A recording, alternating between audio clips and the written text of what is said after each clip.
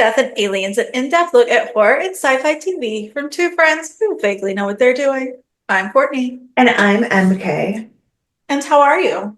I am good. I'm good. I actually think I had nothing to do after work for like all of last week. Oh my goodness. Yeah. I'm trying to think like now that I'm saying that. What did I do? No, I definitely had things to do. I'm lying straight through to make your face. But How rude of you. I know, but now I can't think of what they possibly were. Oh, it's because they were annoying. No. Tuesday, Dan and I went to Shay's for the nomination ceremony for the High School Theater Awards. The Jimmies, right?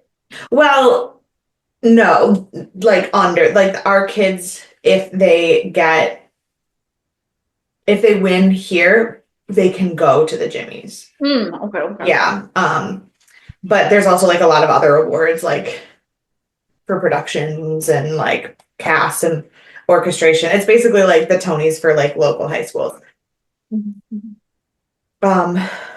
But the reason it was annoying has nothing to do with the children or the school. It has to do with the drama with my colleagues and how I love drama. how I really, really, really would like to fire people, but I don't get to make those decisions. So there's that. But then Wednesday, David came over and we watched the first three episodes of second season of Andor, and it was fantastic. And I made spinach and artichoke puffs that were shaped like Grogu. Oh. I would die. Yeah. They were I'm clearly hungry. I'm like stuffing my mouth. They were so good. But then Thursday and Friday, I had nothing after work. Oh, la la. I know. It was weird. It was crazy. Well, I lied again. Thursday, I did do things after work. But I'm a liar. I'm such a liar today. But it was because Thursday was the NFL draft. And so Dan was having the guys over. So I went to the spa.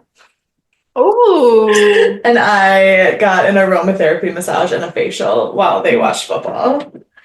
And then by the time I came home, the draft had barely started, and I still stayed up too late watching the draft with them. So oh, that would have been the best. That's what I want. Yeah. I went to therapy and then went watch the draft.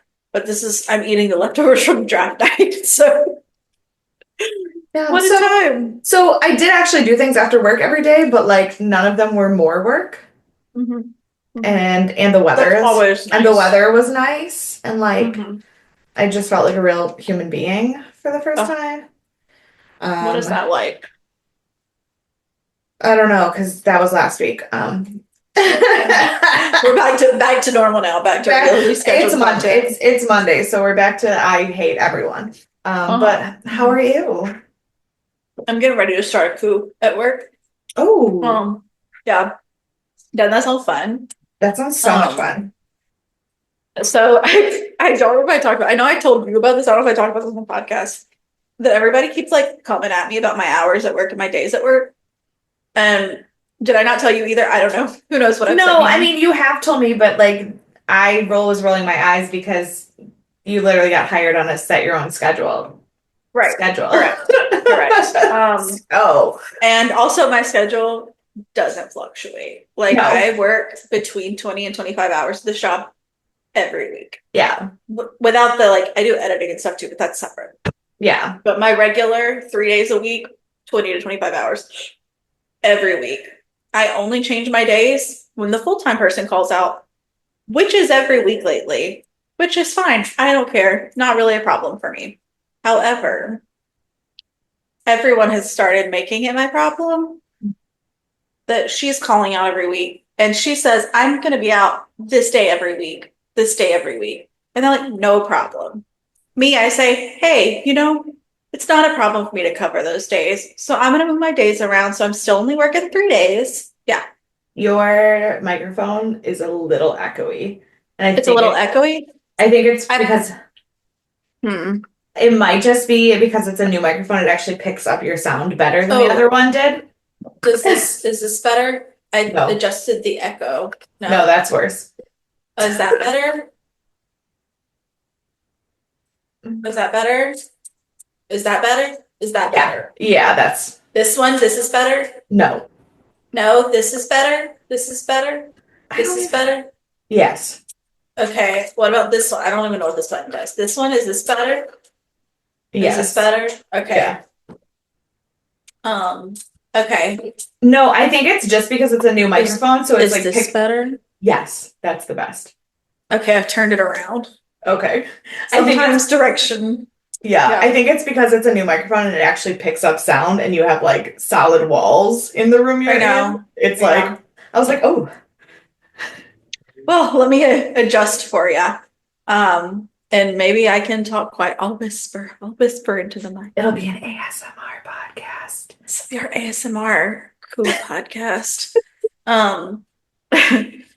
So anyway, so they're making it my problem now because she calls out every week and they're like, no problem, no big deal. And I say, look, I'm gonna come in on the day she's off. I go in 3 days a week. It just is what it is. Whatever 3 days that are the best for everyone. Yeah. And I'm like, hey, she called out these days. I'm gonna go in those days. And they're like, oh, let me think about it. Why? Why? Why do you need to think about it? What is there to think about? Do you want no one there that day? Do you want us to just sit here together on the days we're here and do nothing, and then no one to be there on the day work needs to be done? Is that the solution? So yeah. So this started a couple weeks ago. I mean, every time I've said I'm going to switch days, they're like, let me think about it. And I'm like, that's annoying. But it's gotten to be like every day I know now. And so last week it started getting this way, and I was like, I can't do this anymore. I'm gonna burn the whole building down. But not really. This is recorded. I'm not really gonna burn the building down. And I was just like, okay, this is getting to be too much. So my coworker says they're gonna be late on Friday. I know that means they're not coming in on Friday. Right. So I'm like, I'm gonna go in on Friday. Again, let me think about it. I don't know. I'm just gonna do it. Yeah. So I go in on Friday. My coworker doesn't go in on Friday at all. Doesn't tell anyone she's not going in on Friday until after 3. The office closes at 4:30. Like, no one cares at that point. Obviously, you're not coming in after 3. And they come sit down. They're like, you were here on Wednesday. No, I wasn't. And they're like, we just have to make sure you do your 3 days. One, it doesn't matter what days I'm there. It doesn't matter how many days I'm there. However, every single week since I've started, I've been there 3 days. So I don't know why all of a sudden you've decided I'm not there 3 days. And my boss, my supervisor is telling me this, also wasn't there. She's calling out to go to movies, to go see concerts. I'm switching my days to cover when people aren't in. Not because I'm like, I'm just gonna go to the zoo. I don't know. Like, are you kidding me right now? And she was there on the day she thought I was there that I wasn't. You were there, homegirl. Did you not see that I wasn't there? We share an office. Yeah. Did you see someone in my seat? Because that's a problem. Maybe we should talk about that. If there was someone in my chair that looked like me, doppelganger. We need to handle that situation. However, my understanding is no one was there. Correct. And so she wasn't there today. She wasn't there today. And so I told the guy who trained me, I was like, hey, he was like, I'll see you tomorrow. I was like, I actually don't know. Like, my other coworker told me today that she has jury duty on Wednesday, and I already knew she was coming out on Friday. I already said I was coming on Friday, and so I was like, I need to figure out my schedule for Wednesday. And if it works out, I'm going to be here Wednesday and Friday since my coworker's not here. Yeah. And I'm going to cover it. And he goes off about, well, you just have to make sure you stay under 30 hours. First of all, that is not how part-time works. It's under 35 hours. Second of all, yeah, usually. Oh, okay. I don't know. At least the place I've been, it's usually under 35. But like, also, it doesn't matter. Yeah. I haven't once been close to 30 hours for the week. I mean, maybe I worked like 26 hours a week once, but like, I've not been close to 30, and I work the same hours every week within like 1 to 3 hours of the week. Like, it's never a problem. And I was like, okay. And he's like, oh, well, I guess I was like, yeah, I don't think that's an issue. Like, I'm still going to be here 3 days. It was like, oh, well, I guess if you just have any questions about your hours, you just talk to our office manager. I was like, yeah, she knows every time I'm not here because we just have, it's not necessarily like I tell her that I'm not going to be there. I Right. just happen to be talking to her and I'm like, oh, yeah, yeah, I'm not going to be in that day. I'll be in this day. And she's like, okay, see you then. Like, I'm like, she knows what days I'm in and what days I'm not in. She Right. knows what my hours are because I email her at least once a week to tell her I forgot to clock out and she has to adjust my hours. So she's intimately familiar with the hours and times I'm there. Um, and I'm like, I don't understand. So I've decided to be petty about it now. As you So my should. supervisor was out today. So in like an hour, it's like 6. In like an hour, I'm gonna text her and let her know I'm not gonna be in tomorrow. I'm gonna be in Wednesday instead. And on the days that I'm not there, I'm gonna start texting her in the morning, be like, reminder, I'm not here. Yeah. And I'm gonna go to our office manager, who I know doesn't have a problem with what I'm doing, because I've been doing it the same that I've since November. And I'm gonna Correct. be like, do we have a problem? And I'm gonna start stuff. I'm gonna be like, supervisor calls out to go to the movies. My coworker calls out once a week when she's full time. Nobody hears anything but me. I haven't done anything different since I started. Yep. I'm the only one who hears grief. So I'm getting ready to start coup. And I did tell Rachel, I was like, I feel like I shouldn't be the person that's like, I'm here for a short term. Yeah. I've come in, I've stirred Yeah. everything up, and I leave. However, I'm tired. Yeah. And you just frustrate me every day. So you shouldn't start with me if you don't want me to come back. If No. I was doing something wrong or if you treated everyone this way, Right. No. fine. Being Fine, I petty, just deal with it. being petty is good for your mental health. I don't know if you I saw think my so. I don't know if you saw my Snapchat story. No, you didn't. I'm looking at who saw it. You did not. No, I'm not Um, very good with stories, sorry. but I posted on my Snapchat story and it says my calendar for the month. And on it it's the month of April and there are 2 holidays. And Mhm. 1, 2, 3, 4, 5, 6, 7, 8, 9, 10, 11, 12, 13, 14. 14 absences for me, Mhm. which means I will work a total of 6 days, Oh, I'm very like sorry. normal in May. However, those 14 absences are not because I'm going to be on vacation. I'm going to be testing kids, so I'm still going to be at work the whole time, but my schedule just Right. says I'm not in terms of needing a sub for those days. And like Jill was like, "Are you absent for 14 days?" I go, "Yeah, to fucking test kids." She goes, Work. "Oh, right. Yeah.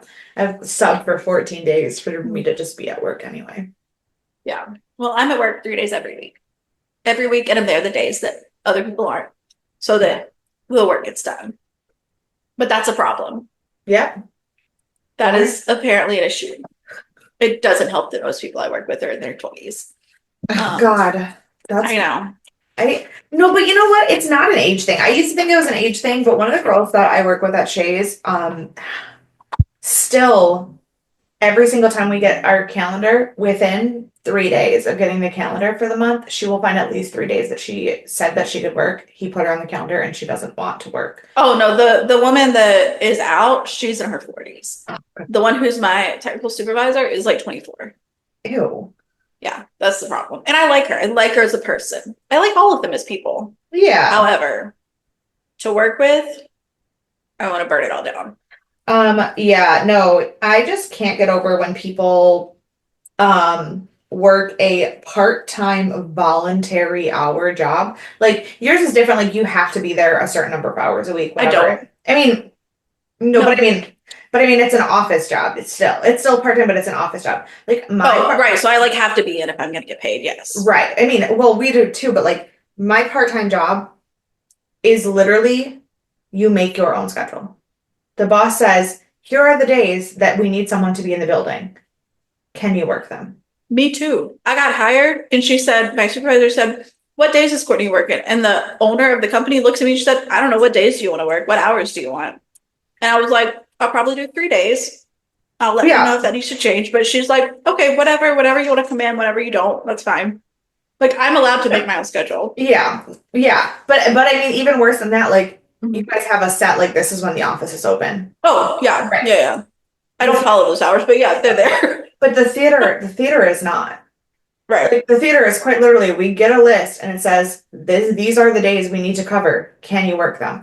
And my boss is terrible at sending out the schedule. So we don't Mhm. get the schedule till like a week before the month starts. Like I just got my May calendar today.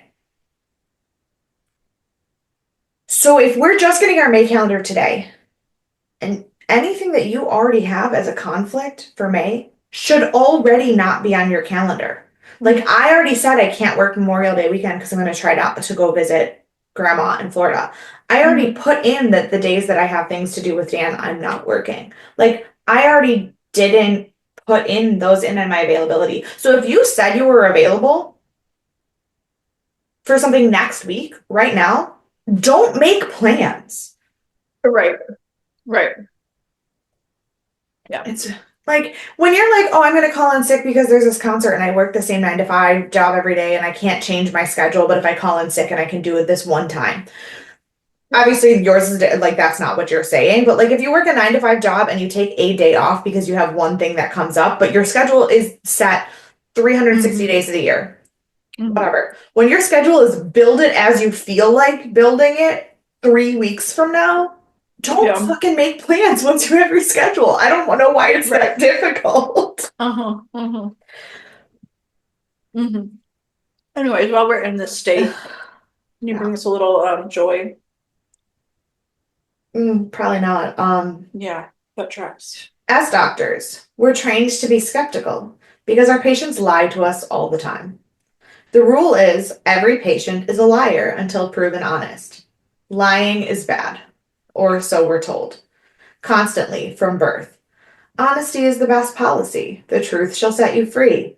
I chopped down the cherry tree. Whatever. The fact is, lying is a necessity. We lie to ourselves because the truth freaking hurts. Well, that was uplifting. Glad we could experience that together. Everything is awful. Well, what's not awful is the show we're talking about this week. Correct, yeah. We are talking about Clarice. It was season 1, episode 2, called Ghosts of Highway 20. I have a like blinding headache right now, so just like make some weird faces if you're watching on YouTube. If you're watching on YouTube, also I have a blinding window, so I will also be making weird faces. So, so welcome. It aired February 18th of 2021, and it was rated 7.1 stars, which is about the same as last week. Yeah, that's fair. Yeah. Number 1 song, number 1 movie, still the same. Our number 1 book is The Russian by James Patterson and James O'Born. I've not read it. I am about to start reading a James Patterson book that my office manager brought me because she was like, you have to read this, and so she brought it to me. It's called Invisible, I think. It's a duology. So I'm very excited about that. On this day, it was the last day of the big storm in Texas. If you remember Texas in 2021, it was a mess. It was everything was frozen and everyone had lost power for like a week. It was a disaster. No, it was awful. It was awful. Yeah. Bree was there already. Yeah, I had one of my interns was there with a baby. Yeah, what a fun time. Well, this is the day the power was restored. So back in business now. Just in time to watch Clarice. This is also the day that Perseverance landed on Mars. Nice. That was part of the Mars 2020 project. And then this is the anniversary of Michelangelo's death, and Yoko Ono turned 88. So just a little, and everything was COVID. So that's what you get. So yeah, I just checked my Facebook to see if there was anything interesting, and my dad had tagged me in a picture, and he said, "Thinking of you, miss you," because obviously I was still trapped in Thailand. But it was a picture of a grocery store aisle, and it had a bottle of red curry, a bottle of green curry, and a picture of Tim Curry. Is it wild that I remember us talking about this when it happened? You unlocked a memory of me and you talking about this when your dad tagged you. Yeah. Checks out. Yeah. Can't remember what I did yesterday. I do remember this conversation about a meme from 4 years ago. It's fine. It's fine. It's We're great. okay. That's who we are as people. Yeah, I was getting ready to move. This was whenever my roommate at the time decided that she was ready for me to move out because she got inheritance from her grandfather Oh, and could right. afford her apartment by herself and had lost her mind entirely. Um, Yeah. which I was a mean, super fun time for all it of was us. terrible for everyone, but like, thank God you I did. know. I know. I wasn't sure what was going to happen otherwise. She was absolutely off the rocker. Um, I was only in that so apartment once, and it was enough. yeah, it was a nightmare. Um, and then you came to my new apartment. It was nice. I liked my new apartment. Yes. It got hot, but what Yeah, but doesn't I was there in anymore. February, so it was not hot. Oh, that's true. It was cold. You were fine. You were Yeah. fine. Yeah. Um, yep. So our director is Doug Arniakoski. I believe I've said it right. All right. I like it. He's Finnish, if that helps. There's a lot of letters, but I do think I pronounced it correctly. Fantastic. Finnish is not a language I feel super confident with. Me either. Me either. He's known for The Day, Austin Powers, International Spy, Telekin, and Spy Kids. Like the first one. So like, what a time. What a What? guy. Did you see that Alan Cumming's been posting a lot of weird floop content recently? No. Oh my God, he has. He's been posting a lot of Spy Kids content recently, and I don't know why, but I'm here for it. I love that. I wonder if there's gonna be like a new one.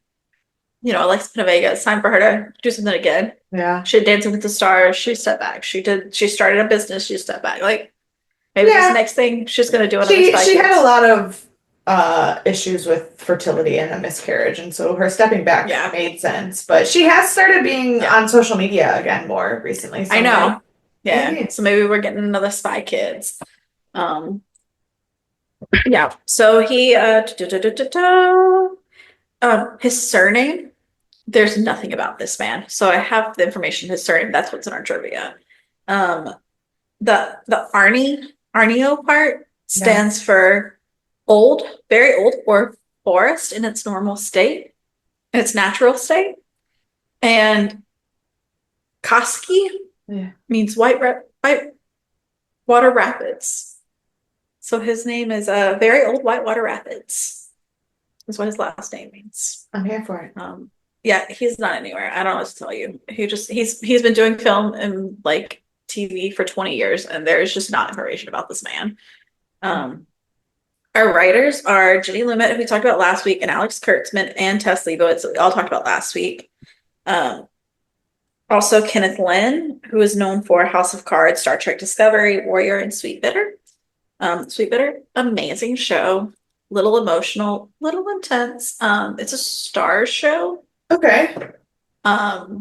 Really good though. I really like it.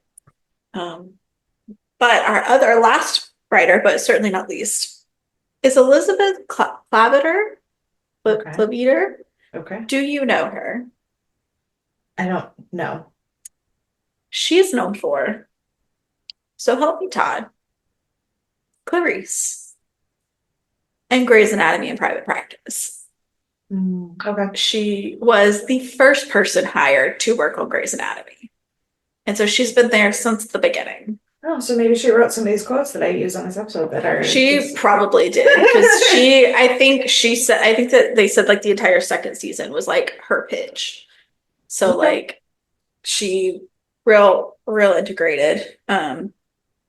Surprisingly though, not a lot of information on the internet about her. However, I was like, I'm actually not surprised by that because I feel like the people in that crew and everything, they're kind of tight-lipped because when they're not, they turn into that one lady. yeah, correct. Well, she seems fine. Yeah. But I found like one page that had like these are the shows she's done, and here's her one-line bio. And it says, I'm a writer. I live in LA with two amazing cats in a very beige apartment that works just fine for now. That's her one-line bio that she's created. Yeah. And I was like, Somehow I can picture her hanging out with Karen in Georgia. Yes. Like that's the vibe yes. that one sentence gives me. 100%. And she probably knows them. Yeah. Because Karen wrote for a lot of different stuff. Yeah. Our editor is Scott Gamson. Couldn't read my handwriting. I wrote this really quick. He's known for Party Monster, Star Trek Discovery, the Terminator series, the Sarah Connor Chronicles that came out in 2008. Yeah. And Sleepy Hollow. Did you watch Party Monster? No, I didn't know it existed till today. Oh my God, you have to watch this. What is it? Tell me more. Party Monster is a movie starring Seth Green, Macaulay Culkin, and Wilson. Oh gosh, the cute gay one with 3 names. I need a little more information, I think. You're like, what the hell is wrong with you?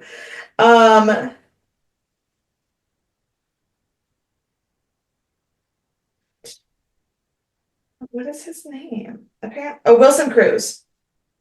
He sometimes uses his middle name. I don't know that I know.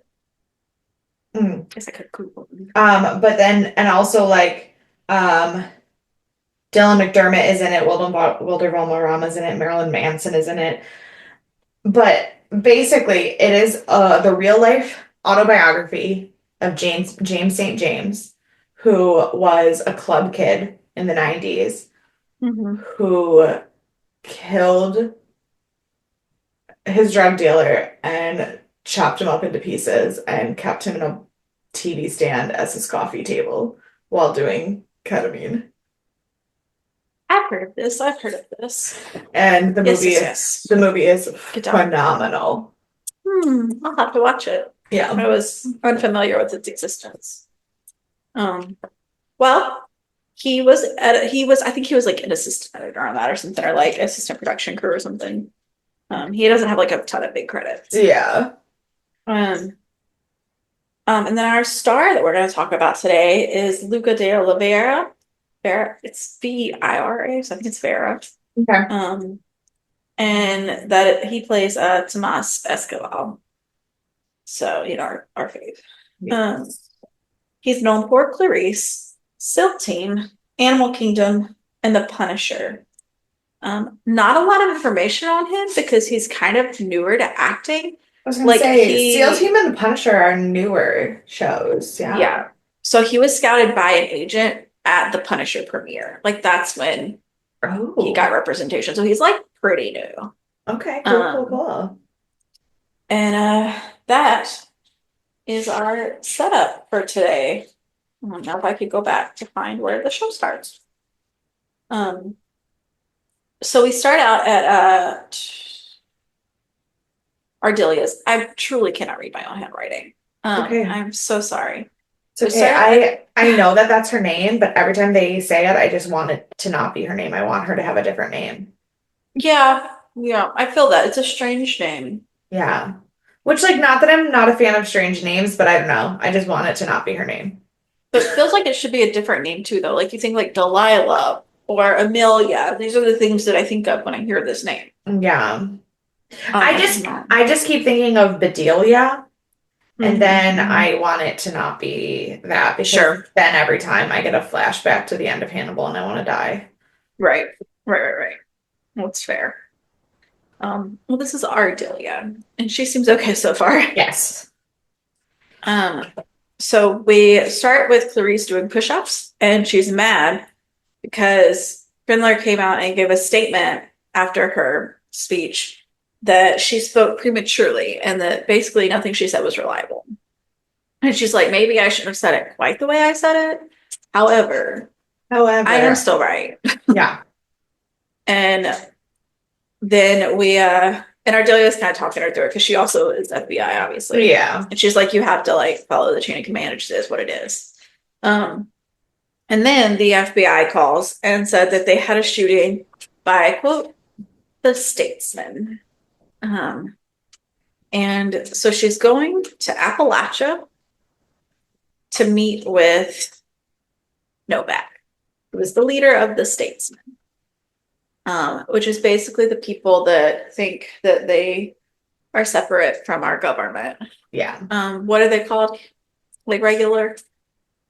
Oh, I don't know. There's all different groups. No, like the main like idea of it, not like the group specific. Oh, anarchists, but not really. No, it's I can't think of it. It might come to me later. Okay. But basically they think they're above the law. They're not tied in with our law. They don't listen to the feds. They have created their own area and run their own land.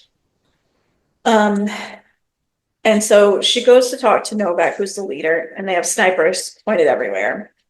Because we learned that what happened was an ATF agent Looked up to try to figure out if I could figure this out, and I Googled people who don't believe in the government, and there's this Quora post that says, "Who are people who distrust the government? What are they called?" And someone said realists. That's not the one I was talking about. There's one thing you're distrusting and not listening to the government. Right, Different things. You're not wrong. Correct. And then so it's because an ATF agent was shot at their location when he was serving a search warrant. We also learned that this is the AG's home state, so she is like getting ready to fire away. Did you find more information? No, I found this whole thing about the sovereign citizens movement. That's the one. Okay. Sovereign citizens. Okay. Mm-hmm. Well, that's like a crazy thing though. That's like across a bunch of different countries, and it's like just people all over the world who are like, no, thank you. Right. That's what I'm saying. They're the ones that are like, we're not part of the government. Yeah. So basically, the statesman is like that type of group. Well, in theory, not in actuality. What happens inside that compound is not. It's way more. It's way more like a Charlie Manson anti-government than a sovereign citizens anti-government. 100%. But the setup is that it's like a sovereign citizen. However, in practice, a little different. So Cridler's talking with Clarice, and he tells her that he's formally requesting that she be removed from BICAP. He's like, you don't trust us, we can't trust you. You shouldn't even be in the FBI. We're doing this for show. You're here because I can't trust you anywhere else. And yeah, and he's concerned that she's like gonna go to the press if he doesn't like watch her and remove. And then the town sheriff shows up and says that everyone was shocked that this happened with the ATF agent because Novak's such a good guy. Like he does some weird stuff with being like a statesman, etc. But he's really was a good guy before all this stuff started going down. Right. And so then Escobar starts telling Clarice that she shouldn't no, it's a different agent is telling Clarice that she shouldn't even be FBI. The guy who runs the like what are those called? Comms? Yes, the comms. Thank you. I told you, my brain in a different world. Agent Sad and Flaccid? Yeah, Agent Sad and Flaccid. Yeah. Don't know. I don't know which one he is, but no, that's what Escobar calls him on the radio. He says I thought he was talking to both of them though. The guy Calpin, whoever his agent name is, and the comms guy. Oh, I thought he was like Sad and Flaccid. Oh, I thought he was just calling the comms guy sad and flaccid. I just assumed he was talking to both of them, and one of them was one and one was the other. Could be either way though, who's to say?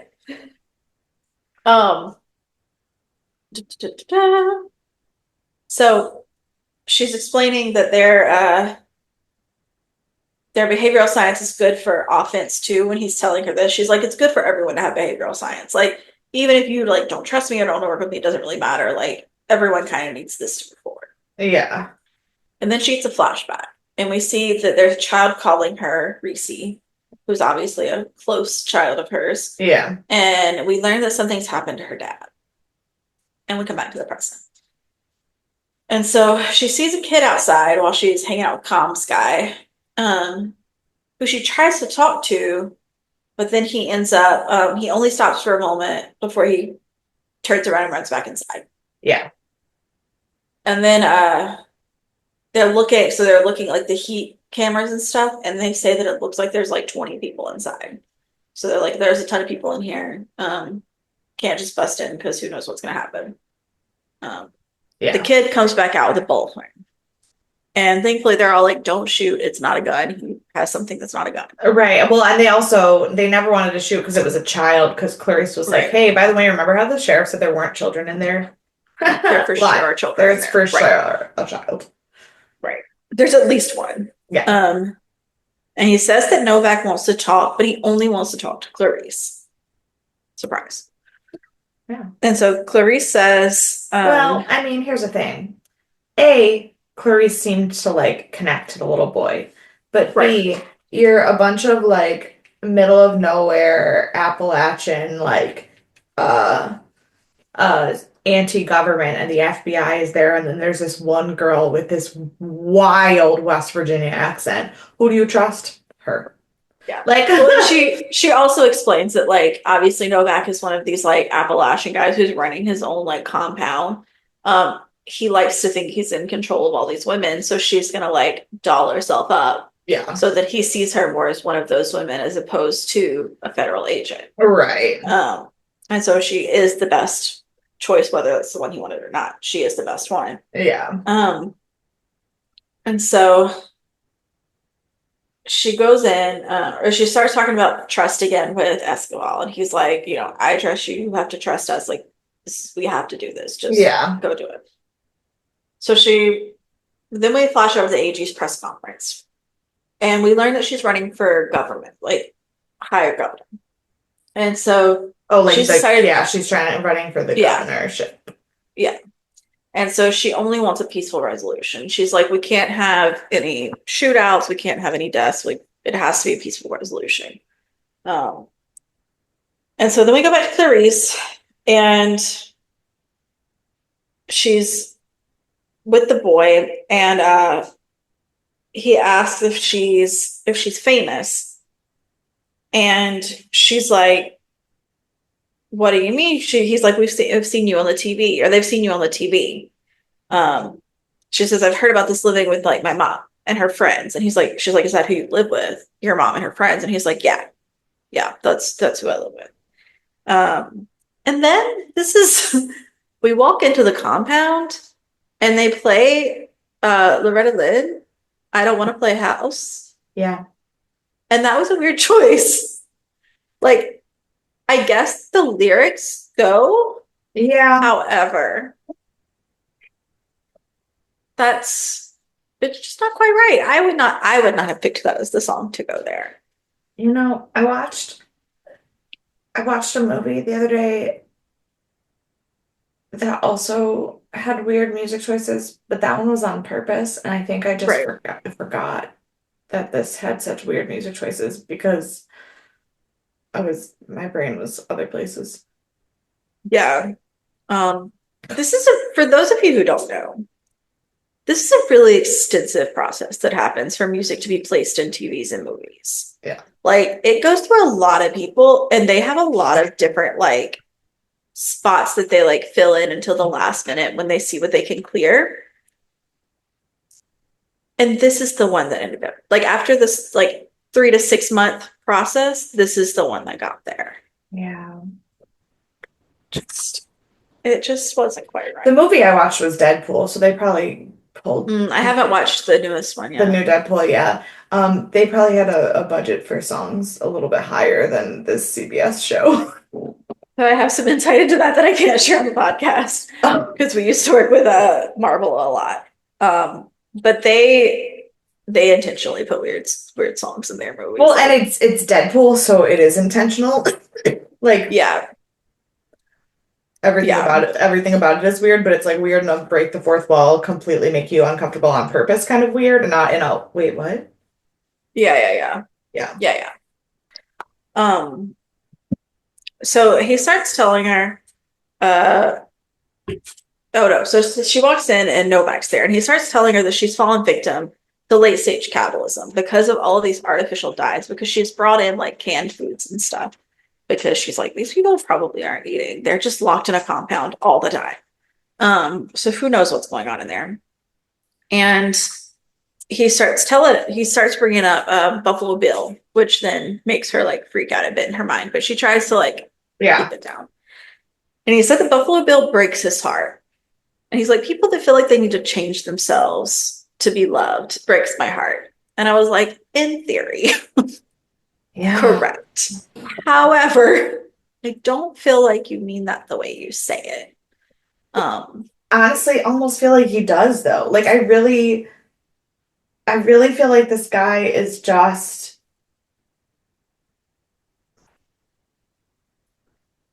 obviously he's a bad person. That's not what I'm Sure. saying. But like I feel like he just truly thinks he's helping people Yeah. in a very sick, misogynistic view of the world. Yeah, I don't know. I don't know. I don't know that I agree with that. But it could be. I don't think he's the worst of the worst. Like I think we could have had someone different here and it would have been way clearer. Like he does have emotions. He's not a psychopath. Yeah.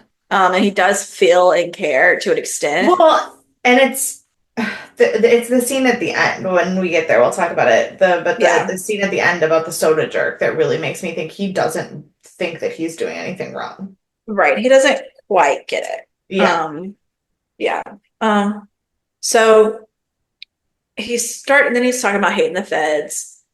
He's like, but basically she's a hometown girl. She's not like a real fed, like even though she is. Yeah. He's like, I know that you're like from the area like me, so we get each other. So he likes her. He gives her a handshake, and he's like, "Oh my gosh, your hands are so dry."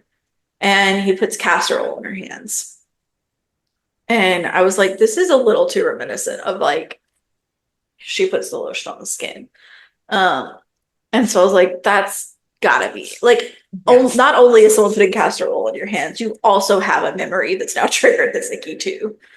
Um, But now and I feel like I've heard that castor oil and rosehip actually are good for your they do. skin. Yeah. It is. People put it on their stomach for cramps and stuff too. Yeah.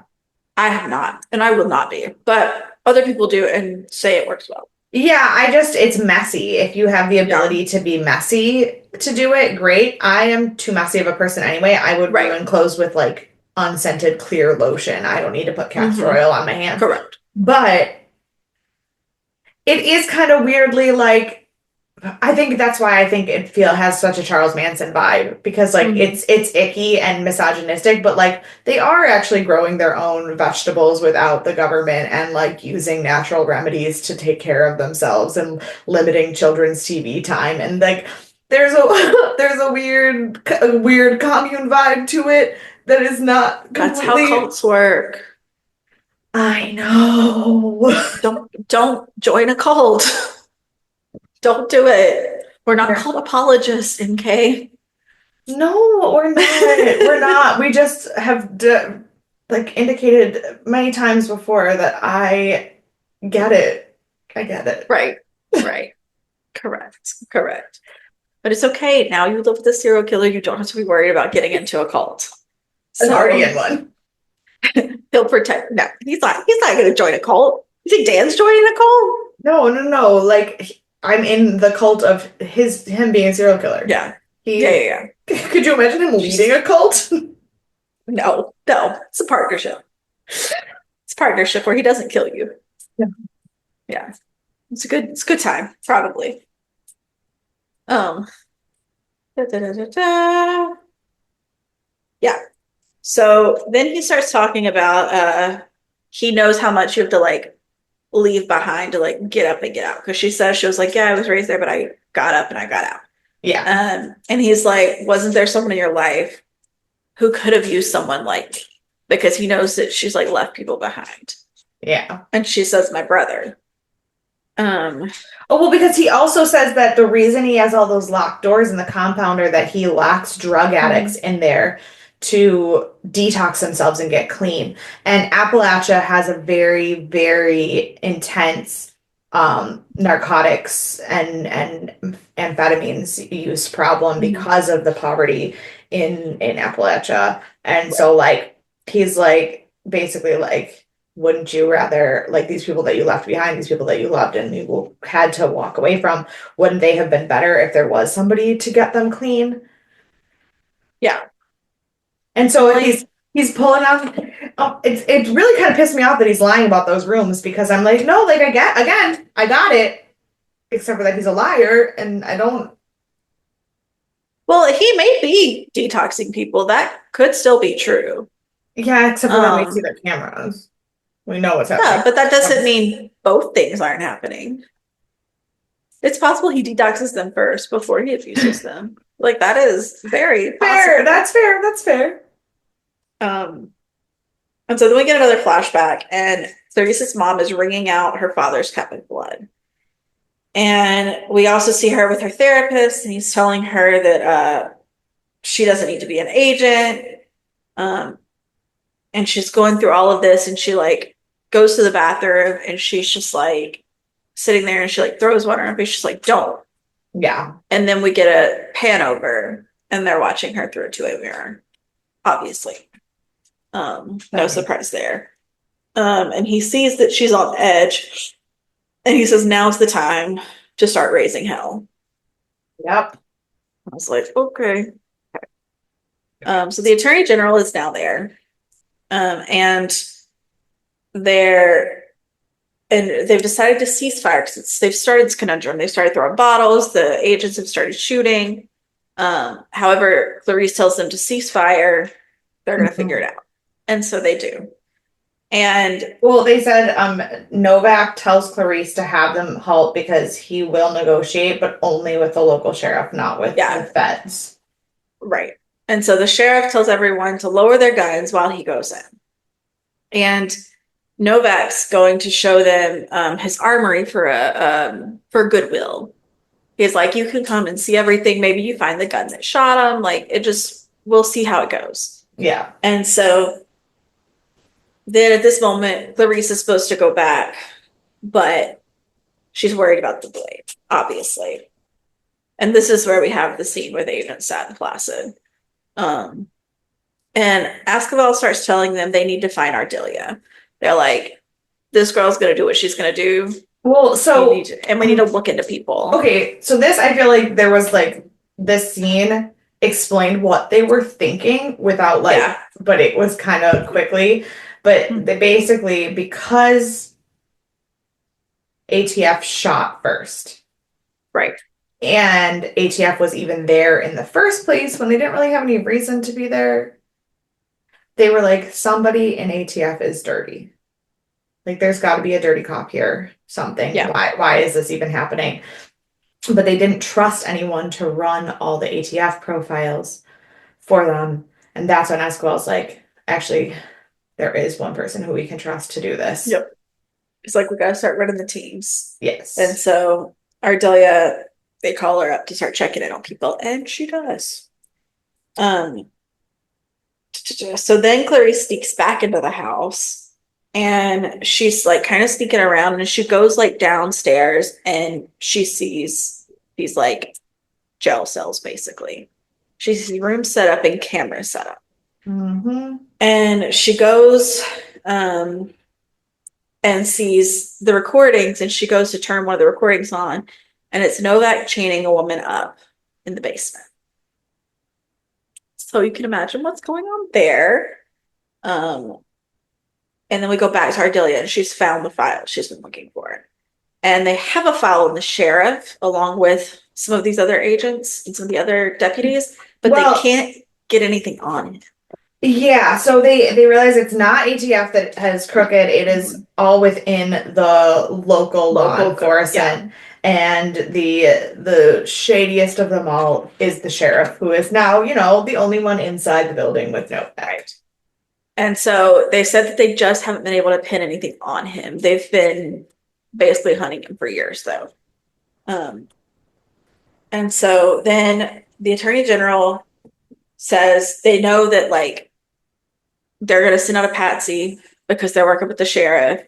They know that they're not going to get their man. They're not going to get anything here. They're not going to like be able to pin the sheriff. And the AG's like, that's fine. She's like, we're going to take what they give us and we're going to just shut it down.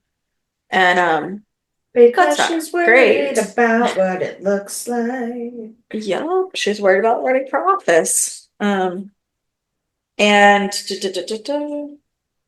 so they Novak says that he's like gonna send Maggie out, which is the little boy's mom.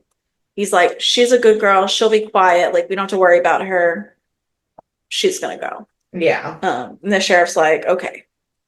Um, so Clarice takes the tape. We go back to Clarice. She's taking the tape out of the camcorder. And she sees the boy like sitting down the hall against the wall. And she goes to talk to him.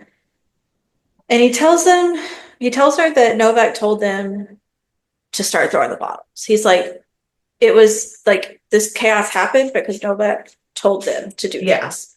Um, and she starts realizing that like there's more going on than even what she knows, like because the boy's acting really strange and he's got like a bruise on his face. And she's like, you know what causes a bruise like that? Or she's like, there's certain guns that like they have a kickback and they can leave So a pretty big mark. he's been like holding his one shoulder and he's got a really big bruise on his face and it's exactly at the right angle to have like had a rifle pop back into his face. Yeah. And so she realizes that he's the one who shot the ATF agent. And she asks him basically, and he admits and he says that he did it not to hurt anyone, but as a call for help. He was like, I knew you'd come. Like I knew someone would come if we shot an agent. Yeah, and he he basically says that like the calling the police doesn't help. Right. He's like, he was like, the local police have never been helpful. And so she tells him to run for the tent. And then Clarice calls Krindler and tells him about the prostitution ring. And he's like, well, you just need to get out of there. And he's like, do you have proof against the sheriff? And she's like, not yet. And he's like, well, we're just going to take what we can get.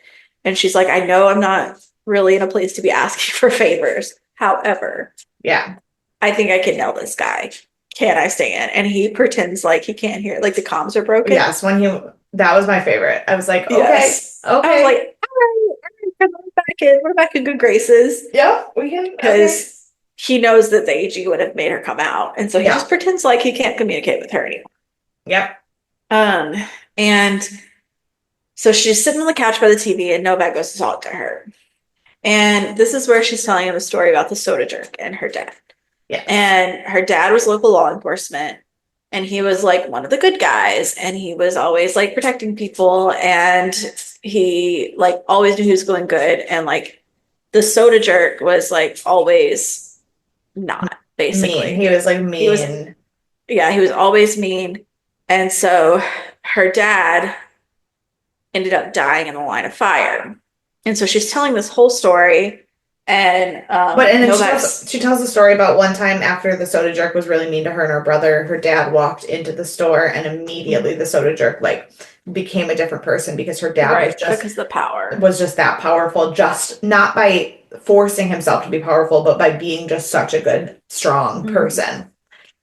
Yeah. And so he starts being like, oh, I see the correlation here. Like, I really understand your dad. Like, he has all this power and, I have all this power to do all of these good things and to take care of these people.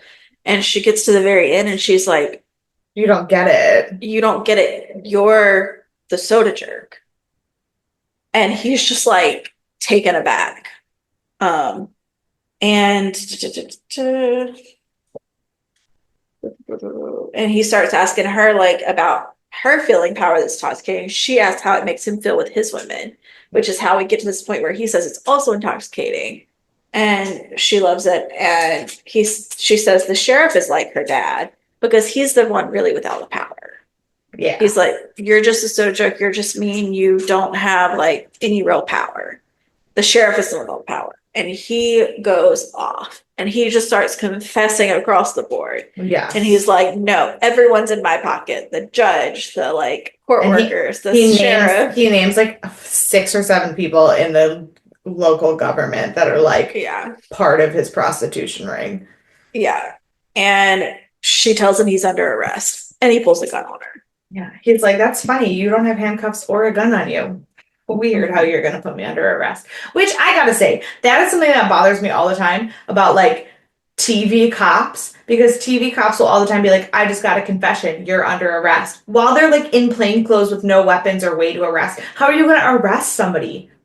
Right. With your socks? Like, what are we talking about? I know. And also, how are you going to use a confession if you've been questioning them without giving them Miranda warnings? There's a whole lot of questions here because procedures that the cops take on TV are not always up to Yes, par with the legal I system. do understand the Miranda rights thing, and I do understand that that is often like that is often skipped in TV.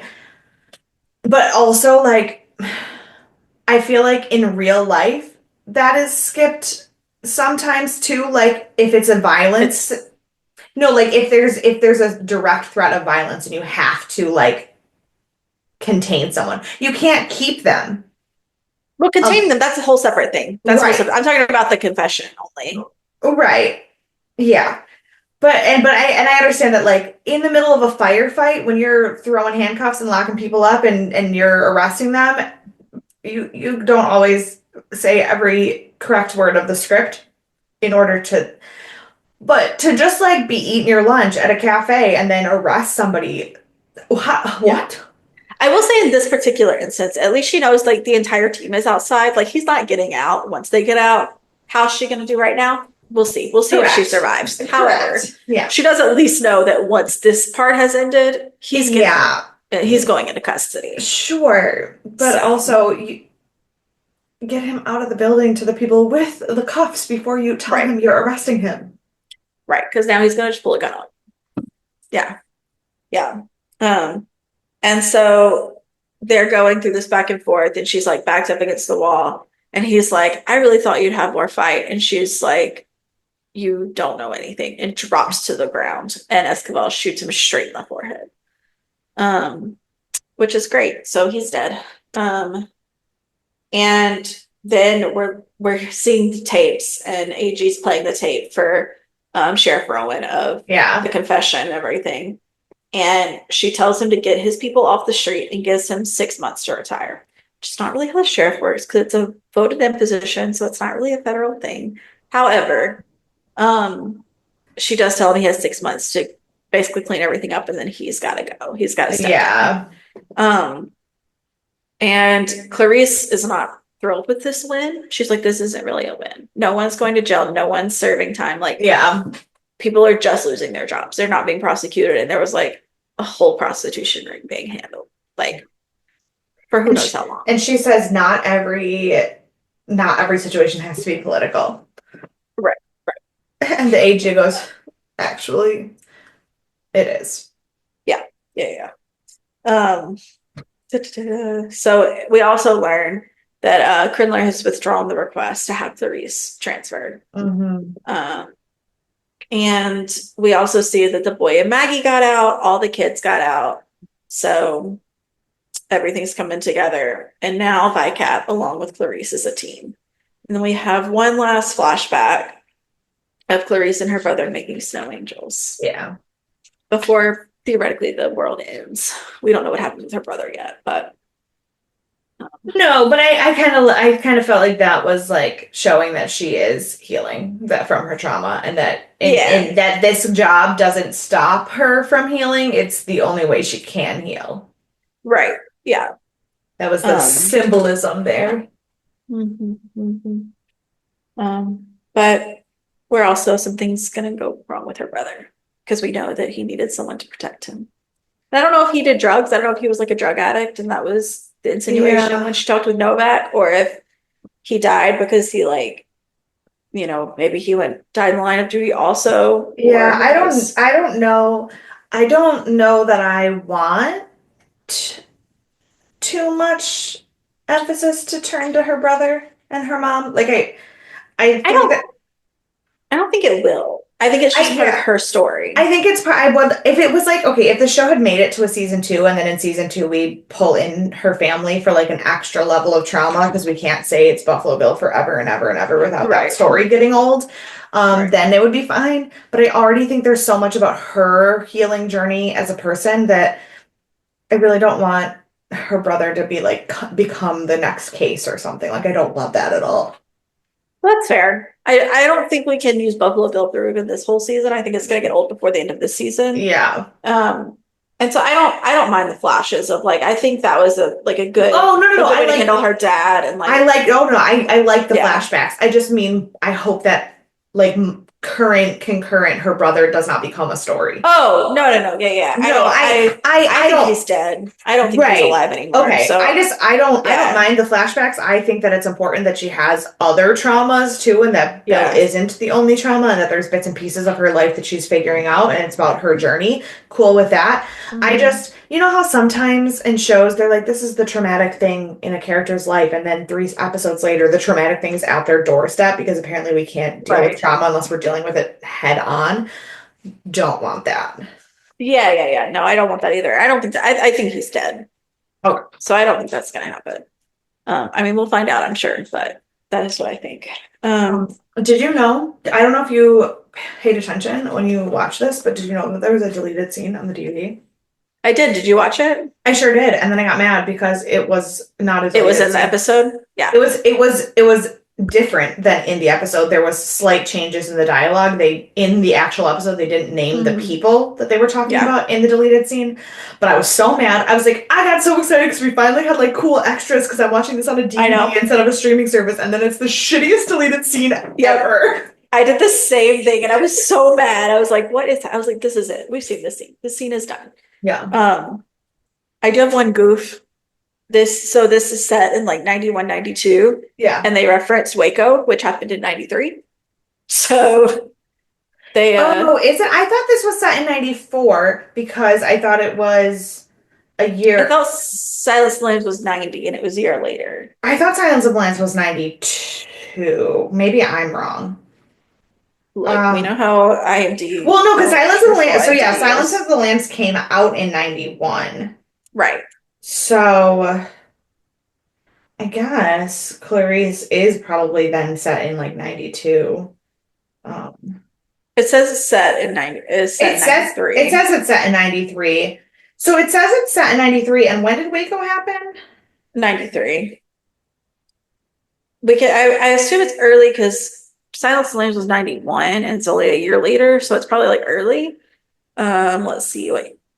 But it did happen in between February and April, so like could be. It could be. They also say we don't want this like they talk about Waco as if it was very recent.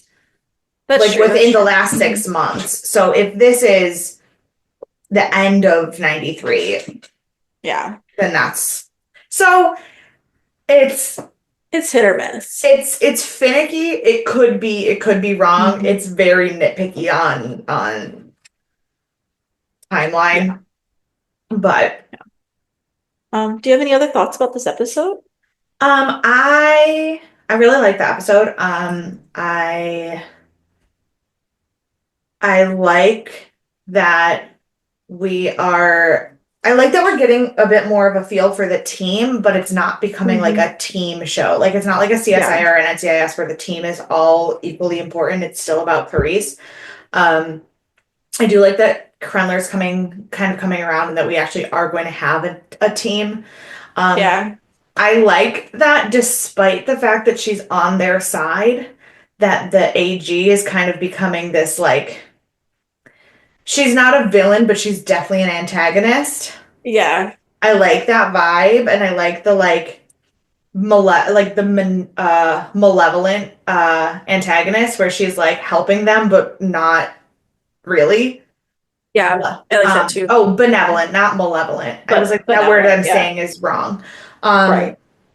But I liked that the case was unrelated. I liked that it wasn't another serial killer, that it was just like an FBI like violent person's crime, but it's still like fit what she does. Yeah. And I like that I feel like I am getting her as a character.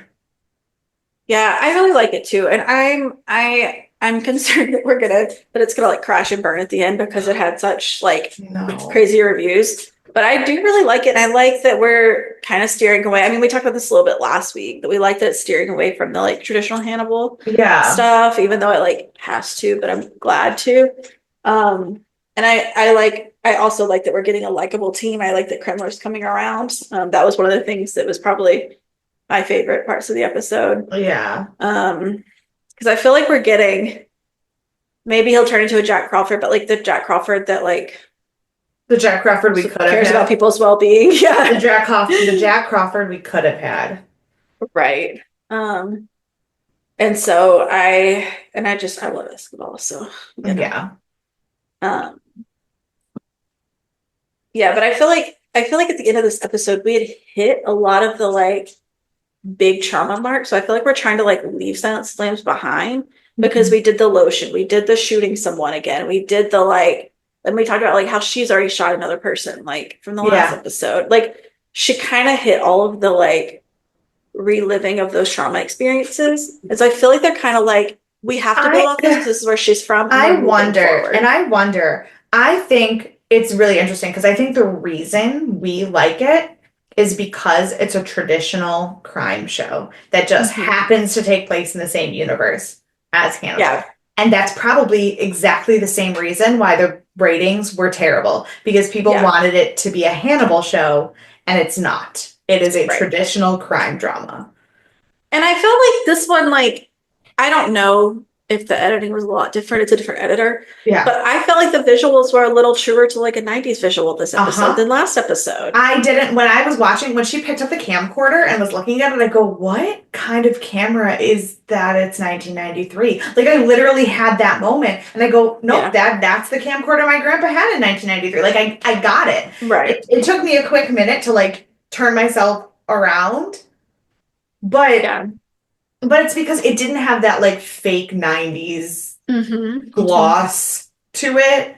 It just Right. was like a crime show without technology, basically. Like it. Yeah, yeah, yeah.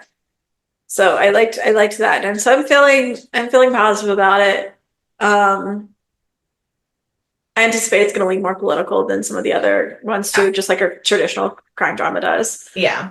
So I'm wondering if that puts some people off too, because it's getting away from horror and going into like you said, true crime drama. Or real crime, not true Yeah. crime. You know what I'm Yeah. saying? Yes. uh, and so I am interested and excited to see where this goes. And maybe we'll get a true deleted scene One on our day. DVD content. Maybe we'll get something fun on our DVD content that would Listen, be I have, well, my parents, it's at my parents' house. I have all of Stargate on DVD. Mhm. I could watch the DVDs for extra content. I just don't have time. I know, I know. Yeah, like I watched it this morning before I went to work, and then I like went and put my makeup on, and I was like, I'm gonna go watch the deleted scene before I leave. Nonsense, nonsense.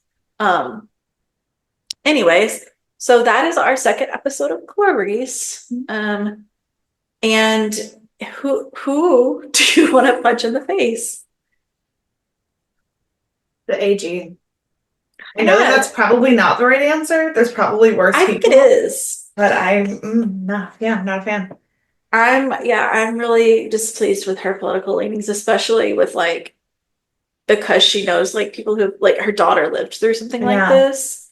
And I mean, I know in like a prostitution ring, but like being held captive, Yeah. and she's just like cool with letting these people go as long as it looks That's good on just the her. way Like, you play the boys' game. right. So I agree. But because you picked her, I'm gonna pick Sheriff Rowan Valid. because dirty cops and whatnot. Yeah. So who was your MVP? Who's my MVP? I'm gonna go with Krendler Yeah, that's because a good pick. I think Clarice and Escobar and the little boy are all like solid picks too. Hmm. But he was not too man to admit that he was wrong and that she wasn't just being a show off, that she really does know what she's talking about and that she cares about the people. And it seems like at heart he does too. Yeah. Like he's better at playing the AG's game because he has to, but at heart he would rather be more like Clarice than the AG.